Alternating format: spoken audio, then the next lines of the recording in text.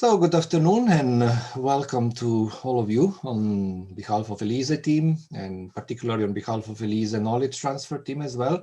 So today Lorena Hernandez, project officer, and myself, Simon Vrecher, consultant, both are at the European Commission's Joint Research Center. We'll be hosting the third of three webinars of the Knowledge Transfer Park that are being held this week and that are describing ELISE achieving different objectives. So those three webinars this week are actually complementing the event that has been held 2 weeks ago during the so-called Digital Public Conference.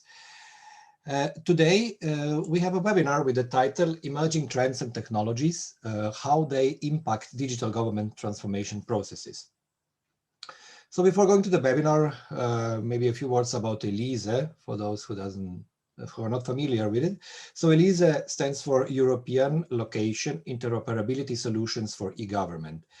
As an action is a part of the ISA² program, which is a European interoperability program aiming at providing cross-border and cross-sector interoperable solution for public administrations, businesses, and citizens.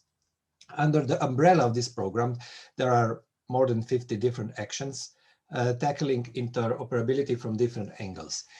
ELISE is the only one focusing on the location dimension of interoperability.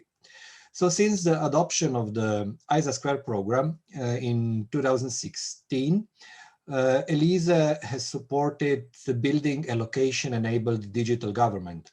So the public administration that actively uses the value and the benefits of the spatial dimensions in its processes. So the concepts of ELISE is built on three essential elements. So digital transformation, location, and interoperability. So with all its outputs, legacy, good practices and legacy, ELISE will also provide firm inputs to future activities within the digital program related to improving and enhancing the European interoperability by using location data and intelligence. So what is ELISE about? As you can see on the next slide, ELISE aims to break down barriers and promote a coherent and consistent approach to the sharing and reuse of location data across sectors and borders in the context of the digital transformation. And this is done by supporting different policy initiatives on European and national level, by providing interoperable cross-border and cross-sector frameworks and solutions for public administrations, business, and citizens, by discovering how emerging trends and technologies enable more effective use of location data for policy and digital public services, which at the end will be also the topic of today's webinar. And last but not least, by building geo-knowledge base to inform and train stakeholders and promote the adoption of good practices and innovations in location data. So all this is being done through four types of outputs, as you can see on the next slide. So by carrying out studies, by developing a framework of guidelines, recommendations, and reusable tools, by developing pilots and applications to test principles in practice, and by performing knowledge transfer and capacity building and stakeholder support. All of this has been done actually on the variety of topics that you can see already on the right side on of the screen of the slide, which I won't go at this point in the details.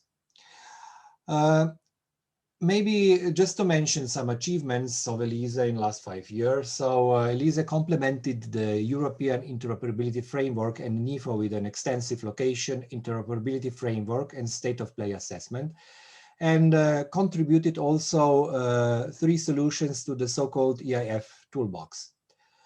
ELISE helped also put the INSPIRE directive into practice, has built an extensive community of European and international stakeholders, including the active engagement of the ISA² member states, and of course raised awareness of on new approaches to location-enabled digital transformation.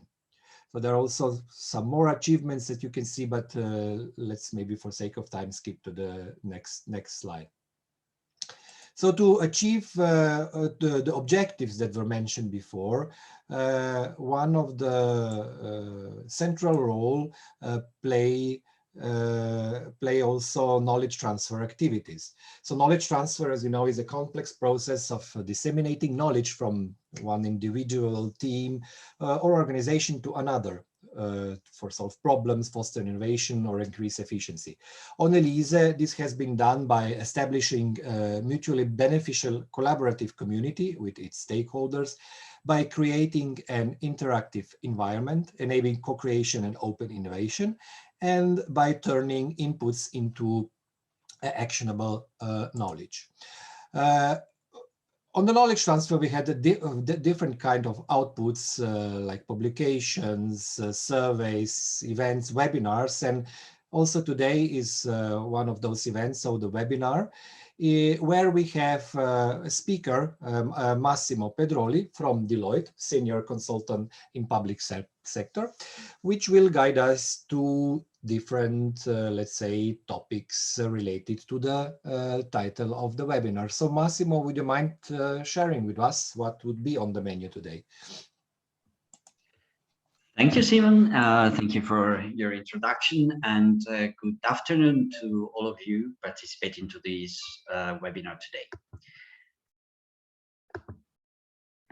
We will drive you through a journey covering trends on the impact of emerging trends and technologies on digital government transformation from different angles. First of all, we will hold a session on how digital government transformation is applied by is supported by the application of location data combined with new trends and technologies.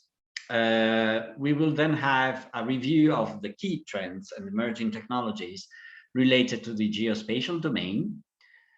A third session will take you through some user journeys, showing from the point of view of profiles of real users how they can leverage on emerging technologies and location information to address their needs and challenges.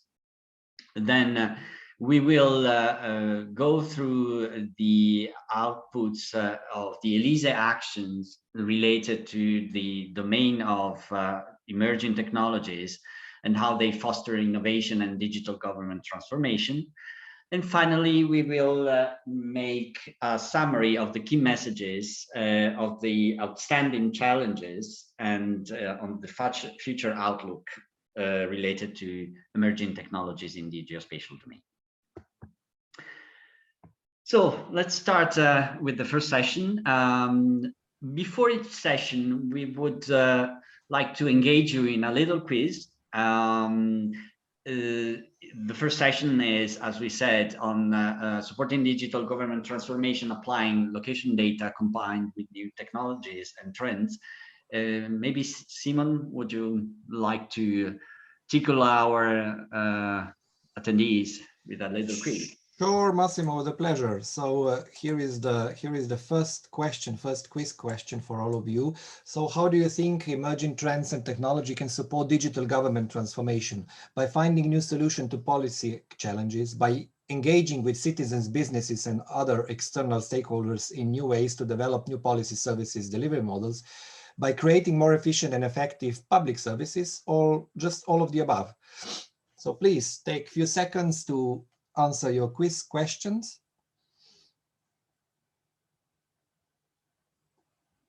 Maybe another 5 seconds. Thank you very much. We stop with the polling and sharing the results. So 82% answer all of the above. Yes, indeed, Massimo. Please share with us the secrets. Thank you, Simon. So let's start with a couple points. First of all, why are we talking about location applied in the technology emerging trends? So location data, as you can see from these slides, or geospatial data, another way to name them, can comprise anything from addresses, data on buildings, data on road networks, bus stops, and so on and so forth. So whatever is related to a location dimension, has a location angle. Actually, considering the wide range of data having location implication, we can say that location is all around us. Spatial is everywhere, another way to put it, as we write here. Or actually, another way to say this is that almost everything happens somewhere. So this is how location enters in almost all information being exchanged in the digital as well as in the offline arena. Moreover, location data facilitates data integration, allows taking data-driven decisions based on where and why things happen, as we said, eases communication through intuitive map representations.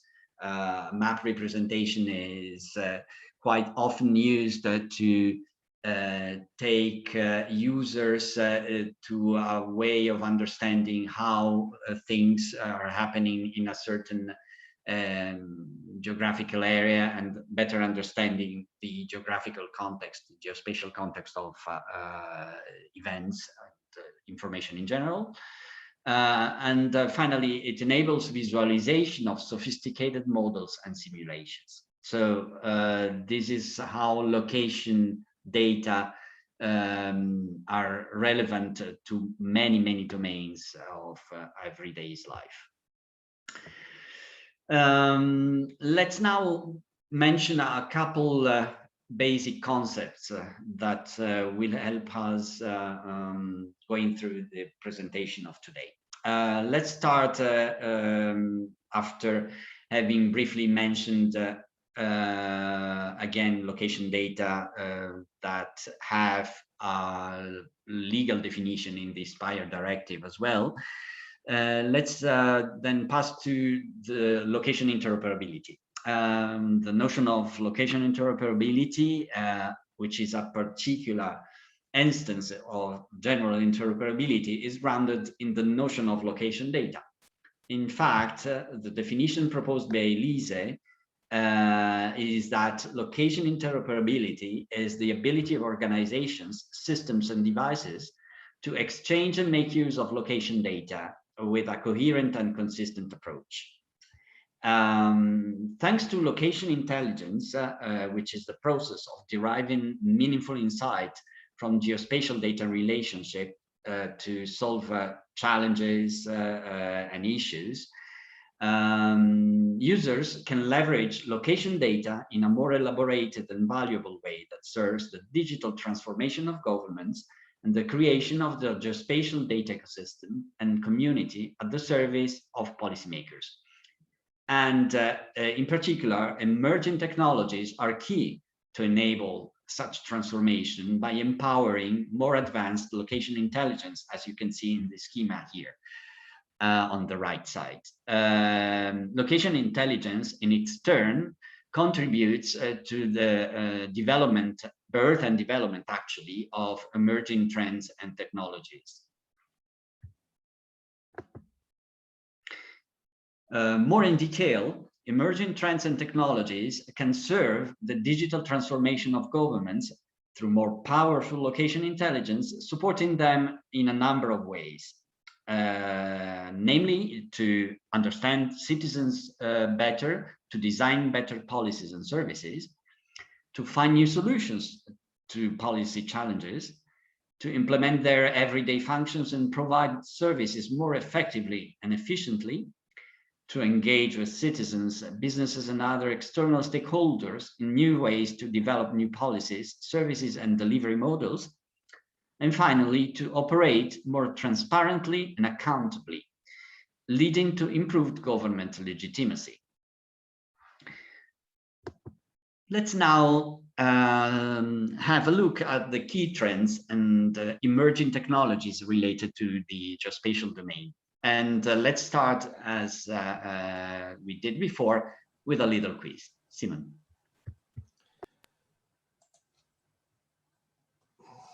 Yes, indeed. So the next one is, which of the following trends have a high transformational potential in terms of 2 to 5 years? Digital twins, blockchain, digital government platforms, or none of the above?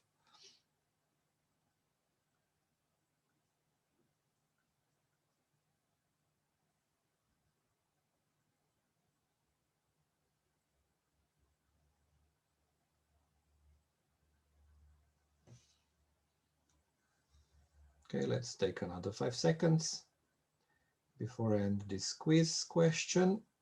Thank you very much. So what are the results? 64% for digital government platforms, then digital twins, blockchain, and none of the above. Okay, so let's see what Massimo will explain us about this. Thank you, Simon. Actually, the time dimension is very interesting to look at in this field. So which are the key new trends and emerging technologies that are impacting in or coming from the geospatial domain?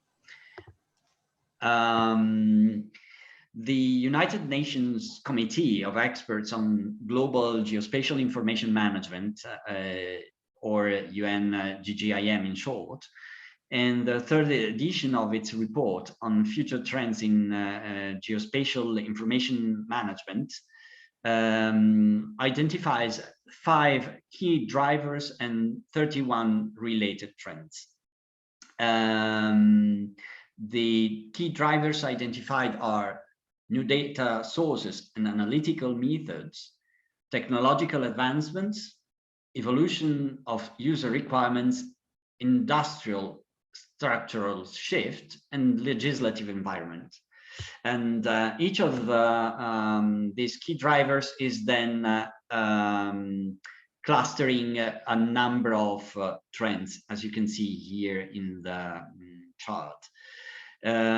Each trend will have a different level of impact on the geospatial industry, as some trends will not affect every geographic region or industry segment equally.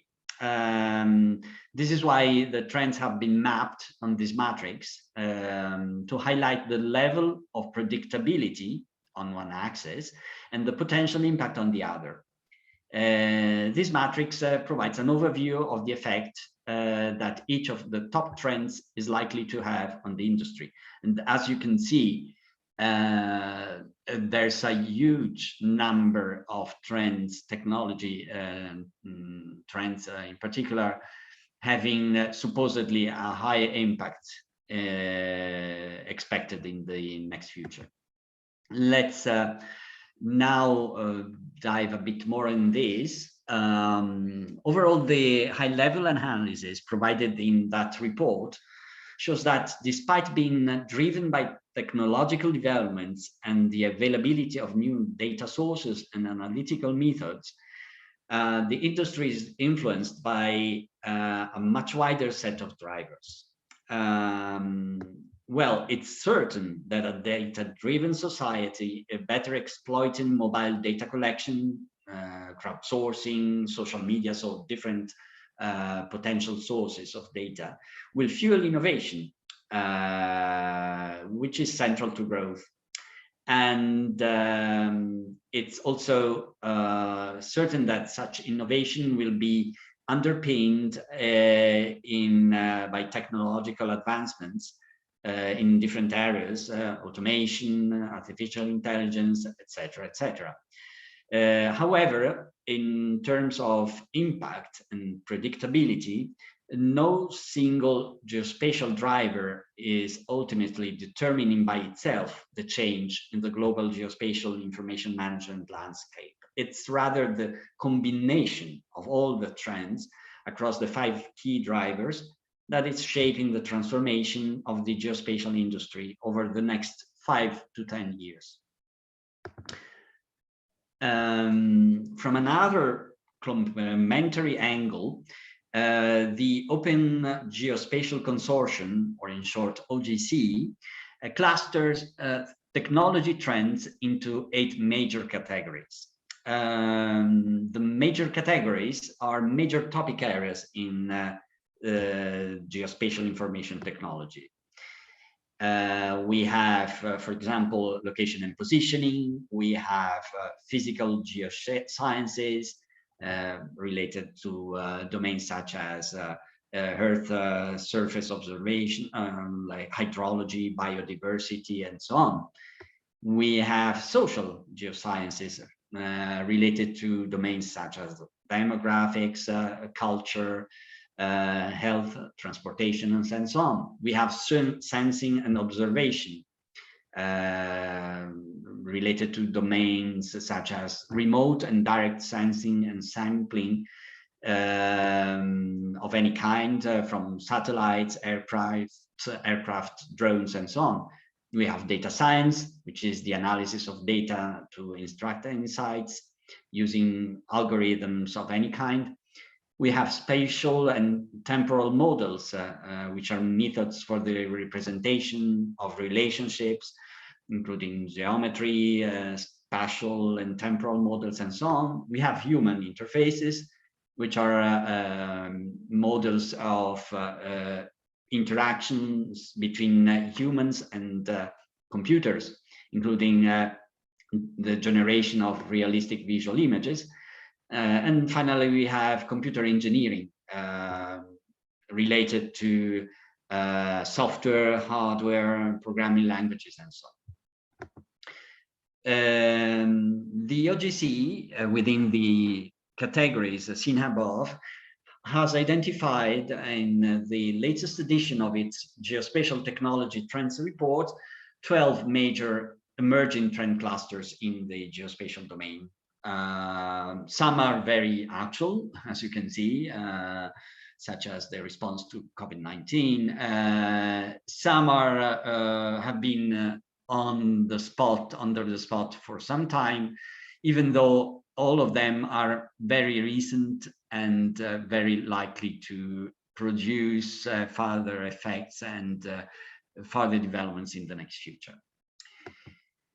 Out of this framework, ELISE has made some elaborations, also partnering with organizations, in this case Gartner, to identify and cluster the emerging trends and technologies based on their transformative capabilities, which leads us to the little quiz that was made at the beginning.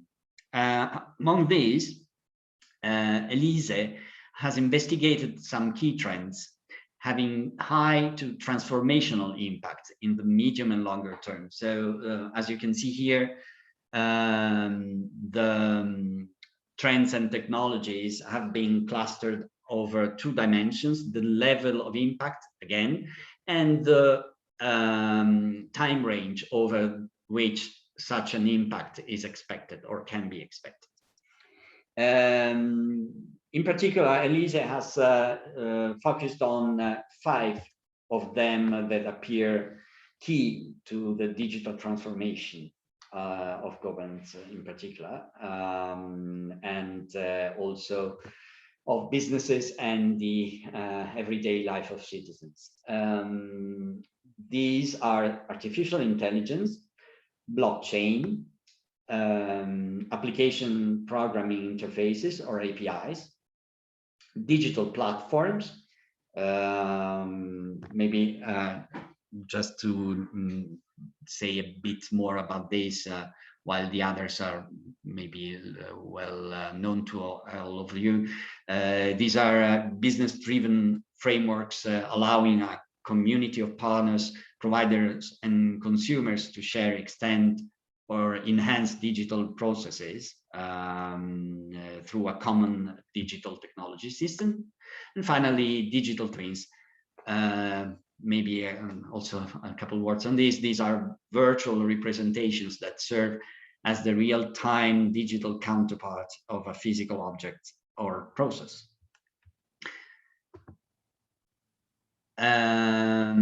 Let's now see briefly which are the benefits that such 5 major trends may entail. As for artificial intelligence, you can see here that such benefits range from the elaboration of information from a large number of digital outputs, or the interaction with service users, or the possibility to analyze huge volumes of data to make predictions. From the blockchain point of view, benefits range from the reduction of costs, time and complexity of transactions, with the reduction of bureaucracy, and possibly also of discretionary power and corruption, and all of these linked to the distributed nature of the blockchain, and the increased trust in governmental processes that this may entail. As for APIs, benefits consist in enabling the public sector to create ecosystems, allowing to exchange information in a seamless way with other systems, overcoming complex integration of large systems in public sector agencies, and supporting open government initiatives. As for digital platforms, advantages may consist in the reuse of open government data, in the creation of an ecosystem around the data shared and new revenue streams, and in increased transparency of government activities and better interactions with citizens that would derive from that. And finally, as for digital twins, advantages and benefits consist in the capability of mirroring, predicting, and controlling the activities and performance of a certain environment by experimenting these in its corresponding digital twin by simulating scenarios, thus also allowing real-time information intervention. So, as anticipated, we will now take you through some user journeys. So all of what we've seen before, seen from the perspective of real users, so to say. Simon, would you like to propose another little quiz to our attendees? Yeah, sure. Before we dive into the user journey, so I'm sharing with you another quiz question. So who are, in your opinion, the stakeholders that can benefit from identifying and analyzing emerging trends and technologies? Are these public administrations and businesses, public administrations and citizens, or public administration, citizens and businesses? So what do you think? Okay, let's have so another 5 seconds.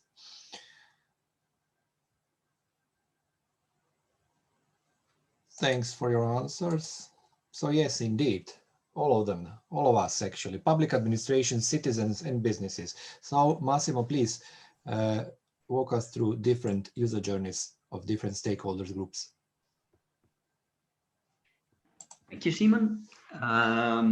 So the user journeys that we have designed for you today concern 4 different stakeholder profiles.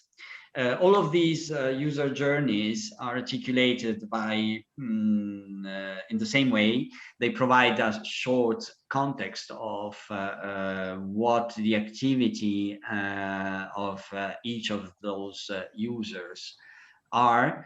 They describe the challenges and risks that they face in these activities, and finally, they provide some indications that could be drawn by considering ELISE's outputs and contributions in relation to the domain of emerging trends and technologies.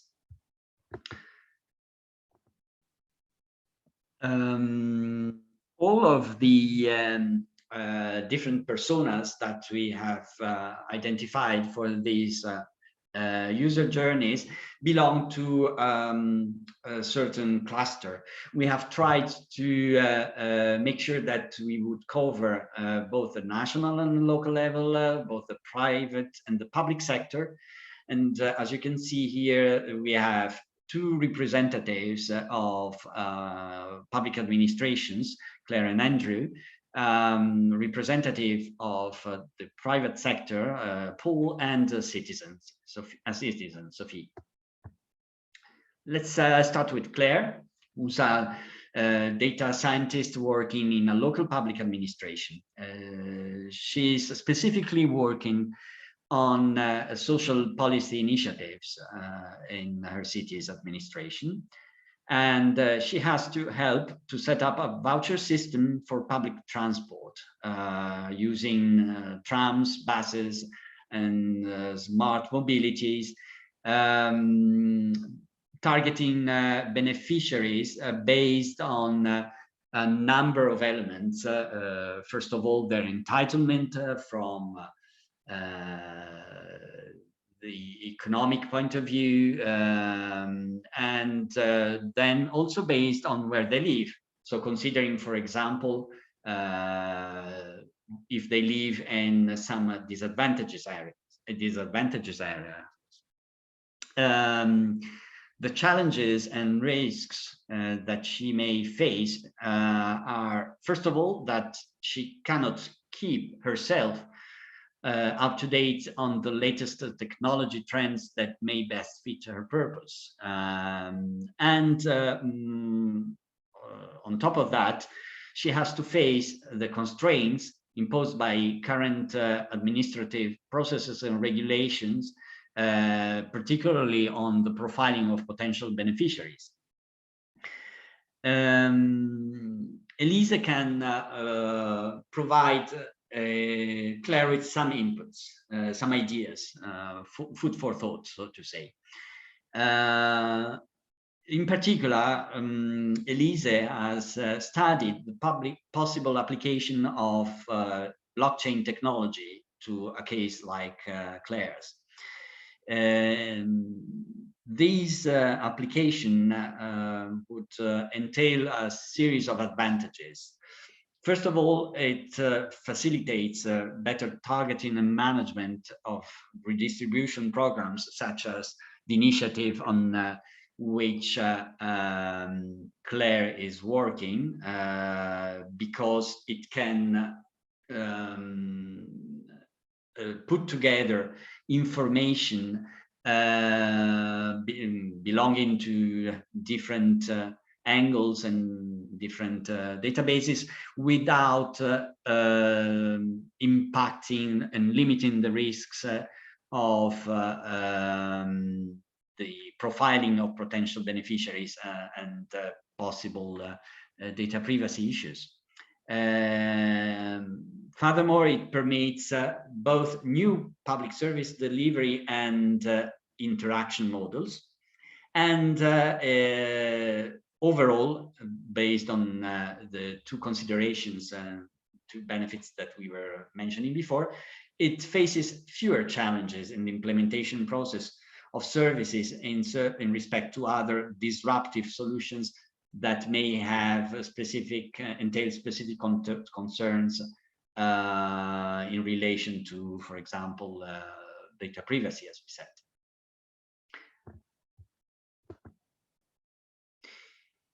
Let's now take Andrew, who is a Chief Technology Officer at a public administration. He has been asked to provide a solution to better plan new green areas in his city. Andrew is considering to implement an urban digital twin model, but he wants to understand first the technological implications of this choice, as he's not sure of the adequate SDI to support digital twin models. He faces, in particular, some challenges and possible risks when making this attempt. First of all, digital twins are based on different and dynamic data sources that need to be combined, visualized, and understood.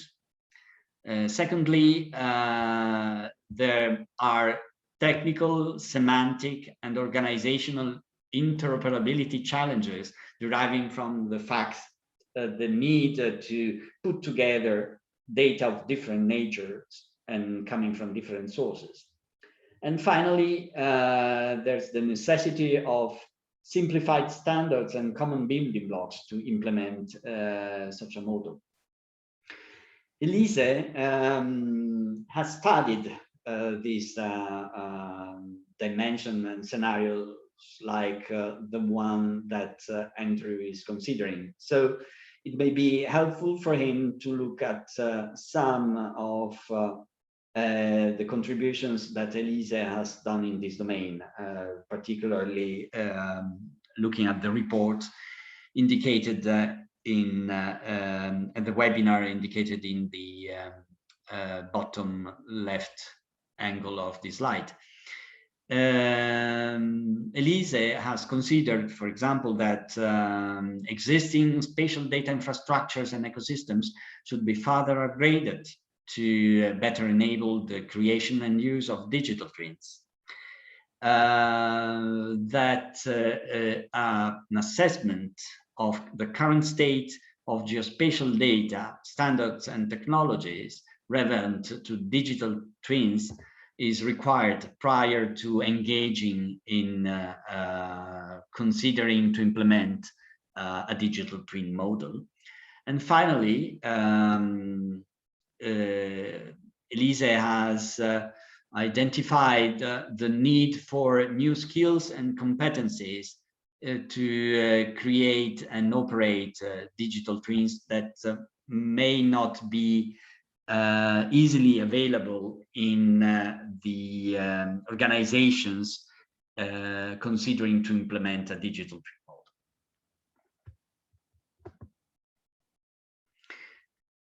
Let's now look at Sophie.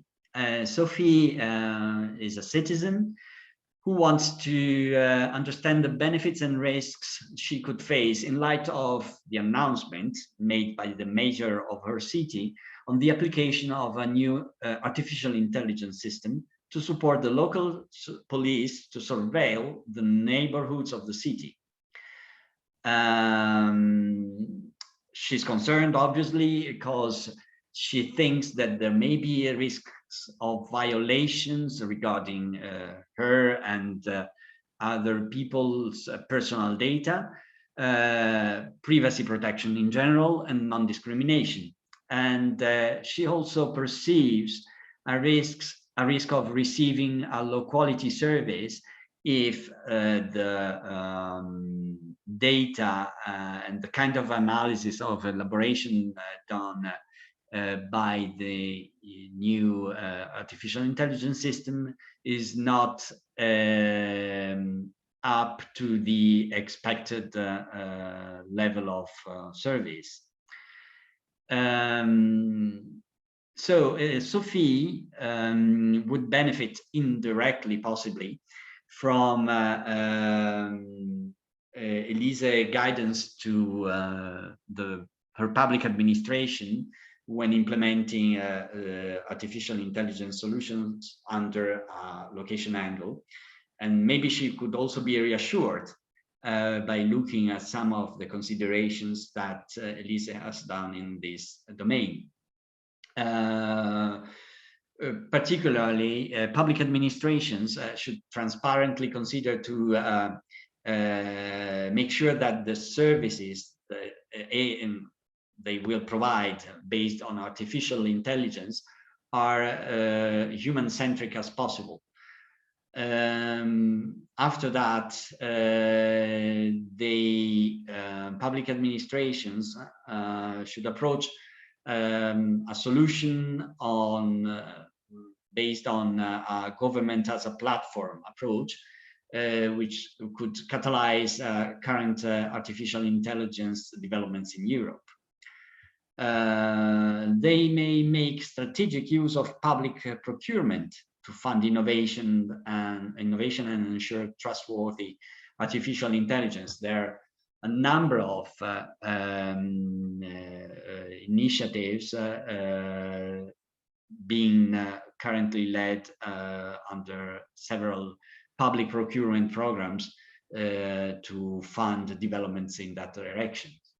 And finally, public administrations should focus on safeguarding fundamental rights in artificial intelligence-based public services and protect societal infrastructures. This is a concern often appearing when dealing with artificial intelligence applications. Finally, let's take Paul, who's the CEO of a private taxi cab company, acting as data controller in relation to the data that he may collect in relation to his activity, data of third parties. The data that he may get may come from various sources in relation to traffic flows and roadworks, even from individuals, private sources, if publicly contributed. But these data are not easily manageable due to the fact itself that they are coming from different sources. He would like to tap into a seamless data of this kind, but doesn't know how to do that technically. First of all, the challenges that he faces consist in understanding where to find the data that he needs, how to develop a simple and not expensive solution based on existing standards. And he may also face issues related to the inadequacy of data and of quality of services providing those data. What has ELISE suggested in this domain? First of all, there are authoritative sources to which Paul could refer that should be allowing data to be accessed and used via APIs. So having the possibility to directly accessing those data seamlessly through application programming interfaces. APIs allowing this approach should be based on common standards in order to make sure that they are fit for the development of reusable solutions. And finally, APIs can help overcoming complex integrations of large systems, as we have seen at the beginning when describing the major technology trends.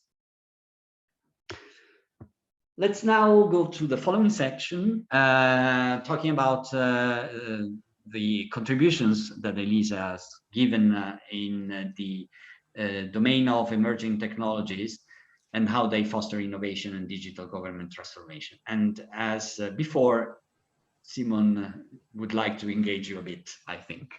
Yes, indeed. So before we are going to discover that, I would like to ask you how ELISE has spotted, investigated, analyzed, and shared the need for consistent technology trends. So was it through partnerships, studies, use cases, webinars? Just to let you know that multiple questions here are, multiple answers here are possible. So please think about, what do you think, how ELISE has tackled this?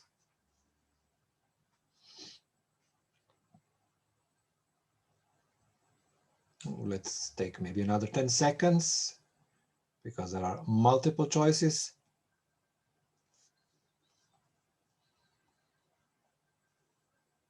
Okay, let's finish sharing the results. So first, do you think of studies, then use cases, then webinars, and then partnerships? Okay, I think Massimo would have something to say about that. Yes, Simon, thank you. In fact, all of these initiatives have been taken by ELISE. First of all, ELISE spotted the need for a consistent technology trends monitoring system, allowing the analysis of emerging technologies, of how they are interconnected, and how they might be applied in different contexts, and understood that in order to do this, different actions should be taken. And actually, ELISE engaged in partnerships with different organizations, experts in monitoring technology trends, including Deloitte, amongst others, Gartner, the OCDE, OGC, as we said, or the UN GGAM, again, as we presented at the beginning of this webinar. As many of you reported and know, several studies have been conducted under ELISE in relation to the emerging trends and technology dimension. Several webinars have been also held, as you will see later on, and as we mentioned briefly in a case before, and several concrete use cases have been developed. Let's now see a bit of all of these contributions under the 5 domains that we have considered before, the 5 major technology trends, and a bit of something else at the end as well. As for artificial intelligence, there have been in this respect a study on the use of artificial intelligence in the public sector, which has aimed at gathering information on EU member states' initiatives on the use of artificial intelligence in public services, and developing a methodology to identify risks and opportunities, drivers, and barriers in public services. This study has led to some conclusions, such as the risk of impact on privacy, as was the concern of our citizen Sophie in the user journey.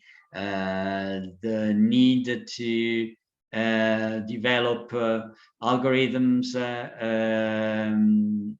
and develop, consider the availability of huge amounts of data, and develop increased computing power to allow society to make good use of artificial intelligence for location data, and finding a right balance in regulating the use of artificial intelligence, considering not only the opportunities but also the concerns mentioned before regarding surveillance and bias is possible in automated decision making.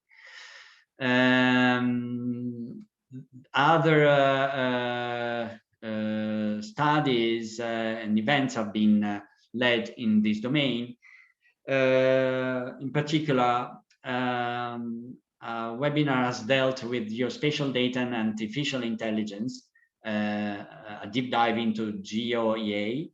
The conclusions discussed in this event were that there are new opportunities to integrate, exploit, and make use of geospatial data. That GeoEA techniques are moving from reactive to predictive, which is the power of use of AI techniques indeed. And GeoEI can be a tool for increased growth, efficiency, and security.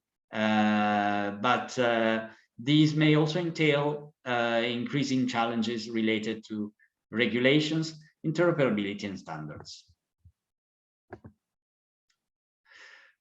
Let's now consider the blockchain and its potential according to ELISE.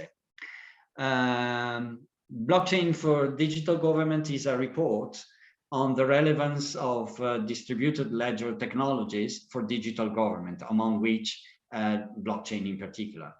This report has made an analysis on 7 blockchain-based services developed in Europe, showing the incremental benefit that can be realized in some areas through the use of blockchain technologies for the provision of public services, the increasing reliability of public institutions that use blockchain for record keeping, and the new public service delivery and interaction models that can create data consistency within an ecosystem of organizations and actors beyond the traditional public system. Another contribution has dealt with blockchain and proof of location supporting digital government. First of all,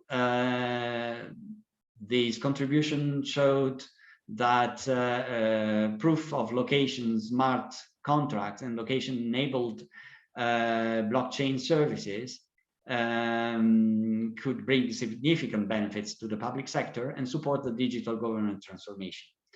Secondly, the architectural setup of blockchain applications, such as proof of location and smart contracts, can increase trust and security. And third, continued technical and strategic work is required to support the uptake of blockchain in the public sector. This actually requires further work in domains such as standards, interoperability, and also towards an enabling policy environment. On APIs, a study has explored the use of APIs in governments. In particular, this study has made an evaluation of the current status of API adoption in governments and an analysis of the value, opportunities, and challenges that the adoption of APIs brings to governments. Finally, this study has drawn a potential roadmap for a coordinated adoption of APIs in governments. The conclusions of this study were that API strategies can assist governments in their digital transformation by regulating the necessary organizational change management process, and that access to digital assets is key to designing the transformational roadmap and ultimately improving government efficiency and effectiveness by increasing the innovative potential of public service provision. And finally, the inherent features of APIs, such as their reusability and modularity, fundamentally increase the potential of digital assets to reach both internal and external players. Another contribution on governance models, ecosystems, and benefits of APIs for public sector organizations has shown that publishing and consuming APIs results in significant advantages in terms of delivering better digital services to citizens and businesses, supporting interoperability and reuse, and complying with the legislation and regulatory guidelines. These are only two of the contributions made by ELISE in this domain. There are several other of them, as you can see on the top right side of this slide. Other contributions have dealt with sense of things, APIs, bringing dynamic data to inspire, for example, and the possible use of APIs in different use cases studied under various studies of ELISE. Then let's now tackle with ELISE's insights on digital platforms and digital twins, other two emerging trends that we have described before. As for digital platforms, a study on digital platforms for public services aimed at understanding the role of location information in digital ecosystems from a government perspective and of how digital platforms can help governments fulfill this role. The analysis has been based on academic and market research studies, stakeholder consultations with public and private sector stakeholders, and case study data collection. The conclusions of the studies were that location information is inherent for the value creation of digital platforms, and that government data, including open data, is often leveraged in private digital platforms and thereby creates value for citizens and society. On digital twins, there have been two dedicated webinars. One in particular on the readiness of governments to embrace through digital twins the benefits of location information, have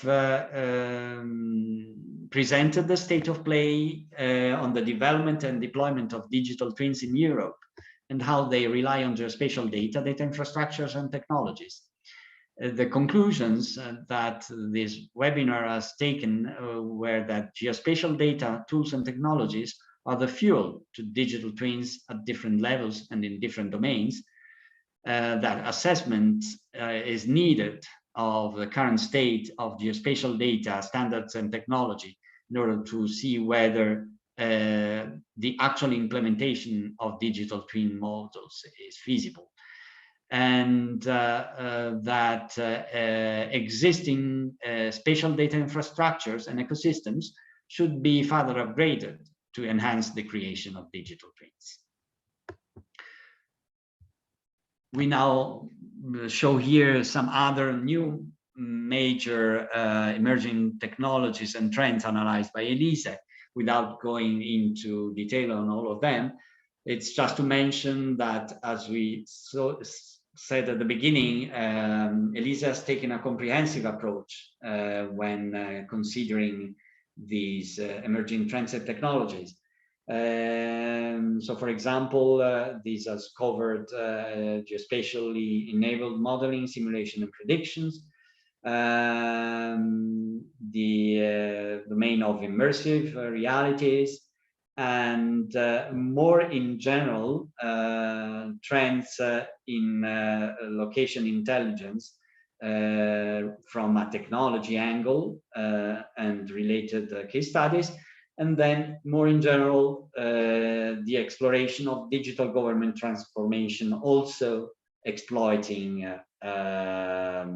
the levers offered by new and emerging technologies and trends. Let's now close with a few key messages, and as before, I think that Simon will play with you a bit with us on this. Yes, indeed. Thank you, Massimo. I think this section was quite intensive and condensed, and I can imagine for those that haven't followed ELISE closely for last past year, that could be quite a lot of information. However, now you are a bit, let's say, more informed about how ELISE tackles, let's say, emerging trends and technologies. And what do you think also in the future? So should ELISE or the next generation actions follow this approach? And can ELISE bring also the experience of identifying and analyzing emerging trends and technologies to the upcoming Digital Europe program? So what is your opinion based on that, what you have heard on the overview that Massimo has shared with you, what has been done in the past years? Okay, let's take another 10 seconds. So it's just simply yes or no. Do you think that it was useful? And it should be useful following that again. Okay, let's share the results. So all that has answered, yes. Okay, let's continue, Massimo, with the conclusions. Thank you, Simon. Very happy to hear that our audience is confident in future continuations and contributions that ELISE has given to the domain of emerging trends and technologies. Let's now recap briefly some key messages from today's webinar. First of all, the use of emerging technologies is growing, as we've seen. Many European public administrations are already experimenting these new tools to deliver public services and target medium-term benefits, not only longer-term than therefore benefits. There's some rather short-term and immediate application of emerging trends that can be achieved already. A coordinated action to promote emerging technologies in Europe is of great importance to foster innovation in the European geospatial domain. Technological innovations, which are providing enhanced location data intelligence, must be assessed under their compliance with data protection legislation. As we have seen before, this is a major concern. Policy actions should aim not only at the adaptation of technologies to existing processes, organizations, and structures, but also at transforming those processes, organizations, and structures to fully exploit the disruptive potential of new technologies. So technologies mustn't be a layer over an existing situation, but the overarching framework in which new technologies and trends may be applied needs to be put up to date to these developments. And finally, trust is extremely important to stimulate the adoption of emerging technologies in the public sector, with the necessity to ensure an ethical and transparent usage of information. There are challenges, as we've seen. The responsible usage of emerging technologies. These technologies could radically improve the operations of governments if used in a responsible way. Trust and the need to increase trust in the use that stakeholders do of these technologies is key. All stakeholders must work together in a safe environment to provide solutions that fit for purpose and are accepted by all in order to increase trust. Sharing is key in the sense that it should be addressed how data can be shared with other administrations in order to exploit fully the potential of new technologies. Further developments of methodology assessments are also key. By exploring current assessment methodologies to create shared frameworks and to identify potential benefits and bottlenecks. Scaling up is a challenge. The majority of the analyzed emerging technologies is not ready for scaling up in their current form. And this is caused by insufficient technical maturity or non-compliance with legal environment. And finally, data selections, understanding data labeling plus semantics, which algorithms or models are best fit for purpose, how to clean data, knowing which technology to choose and others similar considerations are key challenges to face. Finally, ELISE, as we mentioned before, has contributed extensively to the analysis of new technologies in the geospatial domain, and the Digital Europe program can build on ELISE contribution in this domain, particularly with reference to its objective 5, which is the deployment and best use of digital capacity and interoperability.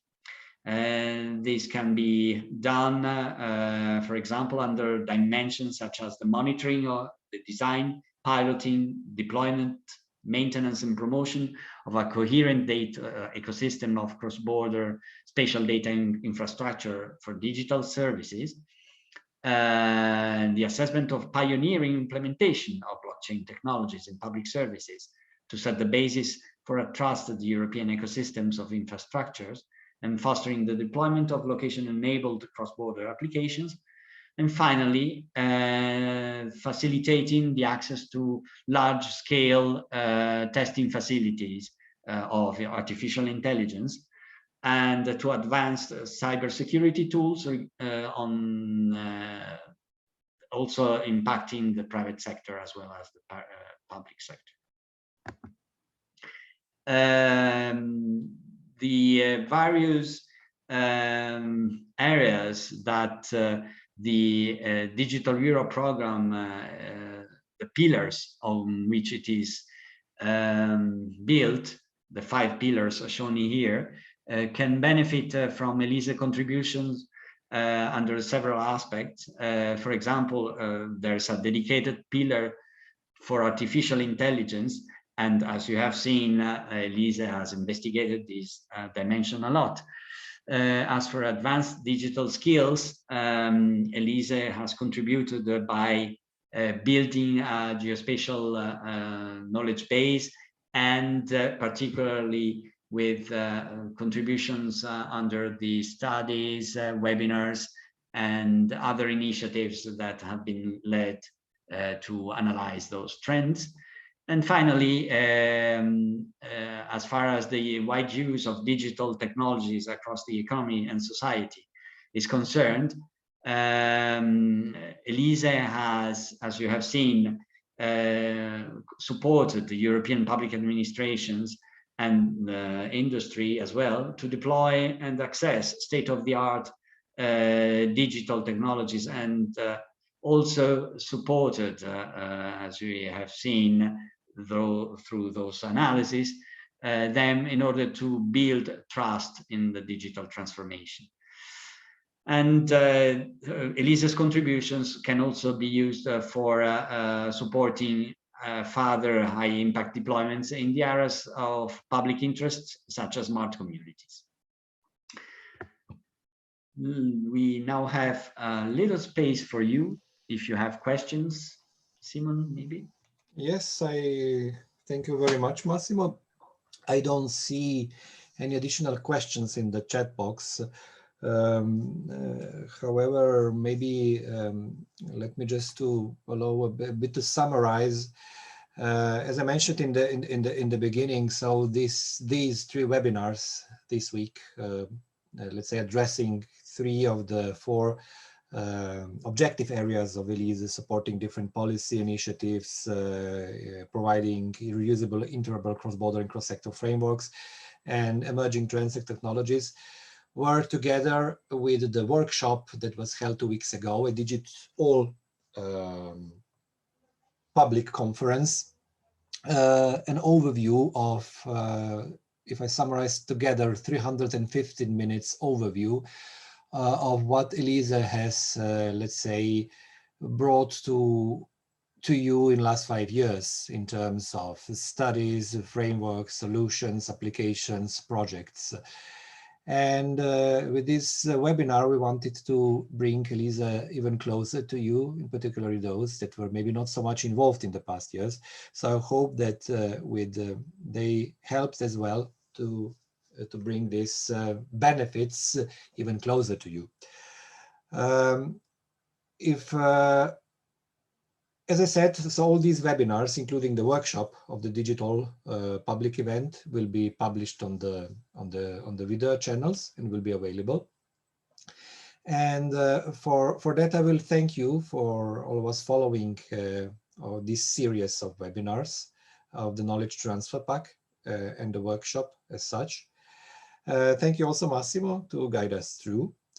I would like to announce that we are going to continue with some further webinars also in May, June, and also during the summer.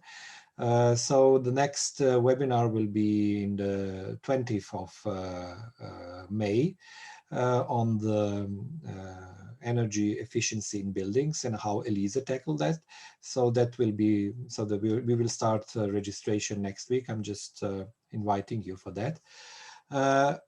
Moreover, as already during the webinar, it was in the chat box, you are kindly welcome to join the ELISE community and join up so that you will stay informed about what is happening on ELISE. You can follow us also on Twitter on EU location. And last but not least, subscribe to our ELISE video channel so you will be able to see all the webinars, all these that we had this week, and also the variety of webinars that we prepared during the past years.